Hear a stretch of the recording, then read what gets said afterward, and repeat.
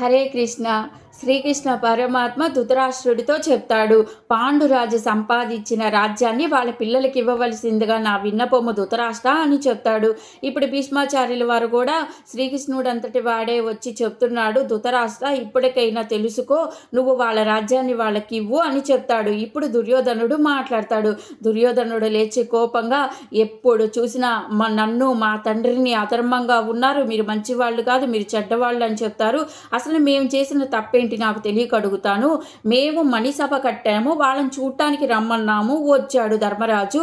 మేము జూదం ఆడమన్నాము, ఆడాడు. ఆడనని చెప్పచ్చు కదా, ఆడాడు. ఓడిపోయిందాక ఎందుకు ఆడాడు? ఓడిపోకుండా ఉంటే ఇదంతా జరిగేది కాదు కదా. నాకు రానప్పుడు పాచికలేయటం రాదని చెప్తే మేమేమన్నా బలవంతం పెట్టామా ఆడమని?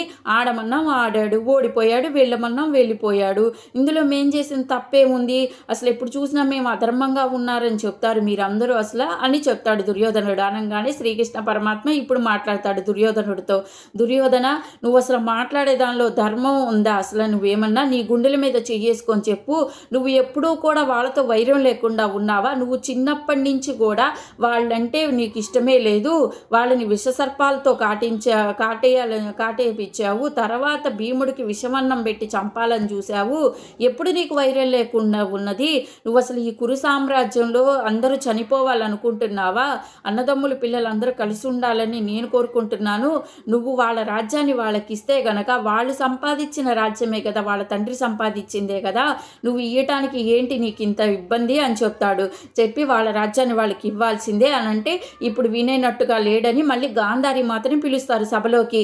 గాంధారి మాత కూడా వచ్చి, దుర్యోధన, శ్రీకృష్ణ పరమాత్మే చెప్తున్నాడు, నువ్వు విను ఆయన మాట. మనకి వైరేమొద్దు, యుద్ధం వద్దు.